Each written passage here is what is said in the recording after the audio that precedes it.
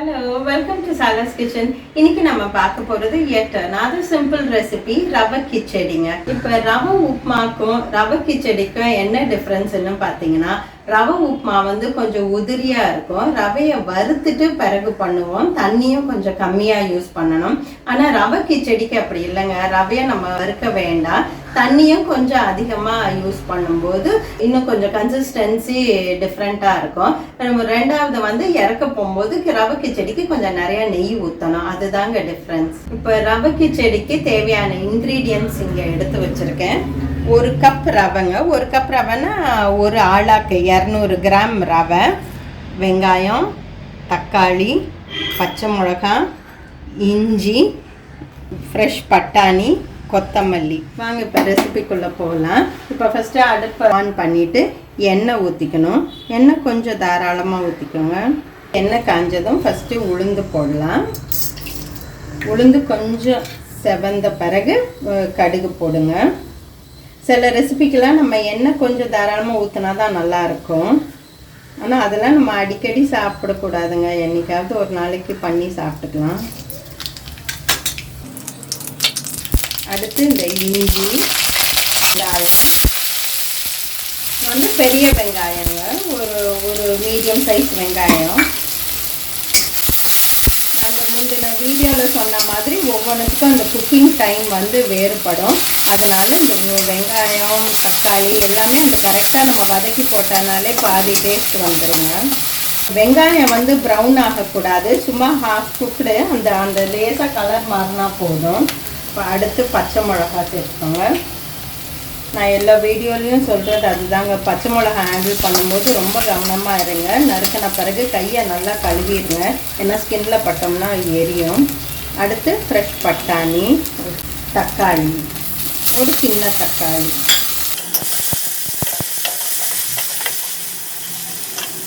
இது லேசாக வதக்கினா போதும். ஒரு ஆளாக்கு ரவை, 200 கிராம் ரவைக்கு 4 டம்ளர் தண்ணி. 4 டம்ளர்னா 800 ml.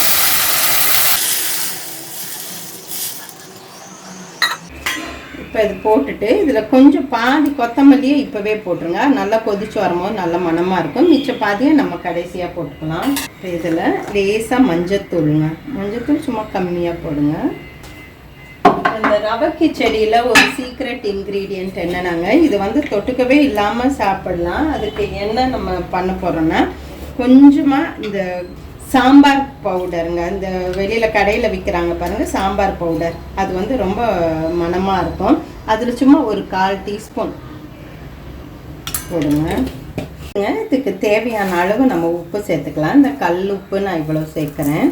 இப்போ கல்லுப்புக்கு ஒரு டிப்ஸு கொடுக்க நினைக்கிறேங்க.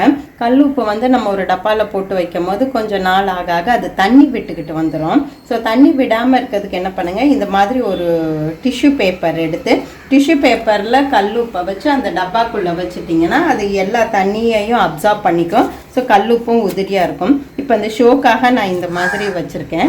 ஸோ நீங்கள் வந்து ஒரு டப்பாவில் டிஷ்யூ பேப்பரை வச்சு அதுக்குள்ளே வச்சு பாருங்கள். சுத்தமாக தண்ணியே இருக்கா. இப்போ வந்து இந்த தண்ணி நல்லா கொதிக்கணுங்க. கொதிச்சதுக்கு அப்புறம் நம்ம ரவையை இதில் சேர்த்துக்கலாம். இப்போ தண்ணி நல்லா கொதிச்சிருக்குங்க.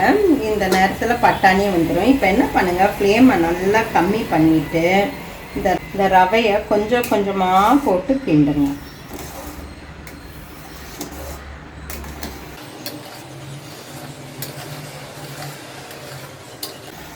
இப்போ இந்த ஒரு ஆளாக்கு ரவையங்க நல்லா ஈடு நிறையா இருக்கும். ஏன்னா தண்ணியும் நிறையா ஊற்றுறோம், காய்கறியும் போடுறோம். நல்லா ஈஸியாக 3 பேர் சாப்பிட்லாங்க. என்ன பண்ணுங்க, இப்போ தீயை வந்து ஒரு மீடியமில் வச்சு இப்போ கொதிக்க ஆரம்பிச்சிருக்கு. அப்படியே மூடிடுங்க. 10 நிமிஷத்துக்கு திறக்காதீங்க. இப்போ கிட்டத்தட்ட 10 மினிட்ஸ் ஆச்சுங்க. திறந்து பார்க்கலாம். நான் அதை அந்த முந்தின வீடியோலையும் சொன்ன மாதிரி மூடியெல்லாம் திறக்கும் போது அந்த பக்கம் ஆப்போசிட் சைட் திறங்க. அப்போ தான் ஆவியை உங்கள் மேலே அடிக்காமல் இருக்கும். இப்போ பாருங்கள் நல்லா வெந்திருக்கு.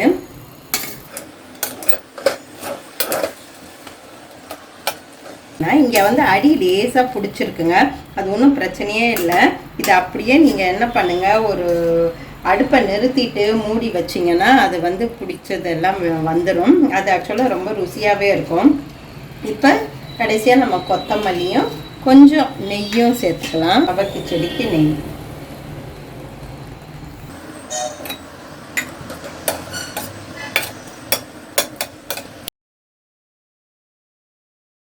நம்ம ரவை கிச்சடி ரெடி ஆயிடுச்சுங்க. இந்த ரவை கிச்சடிக்கு நல்ல தொட்டுக்க என்னன்னா ஒரு நல்ல தேங்காய் சட்னி அல்லது முருங்கைக்காய் சாம்பார், இதெல்லாம் அட்டகாசமா இருக்கும். ஸோ இந்த ரெசிபியை நீங்களும் செஞ்சு பாருங்க. செஞ்சு பார்த்துட்டு எப்படி இருக்குன்னு சொல்லுங்க. மீண்டும் உங்களை அடுத்த ரெசிபியுடன் சந்திக்கிறேன். அதுவரை உங்களிடமிருந்து விடைபெறுவது விசாலாட்சி.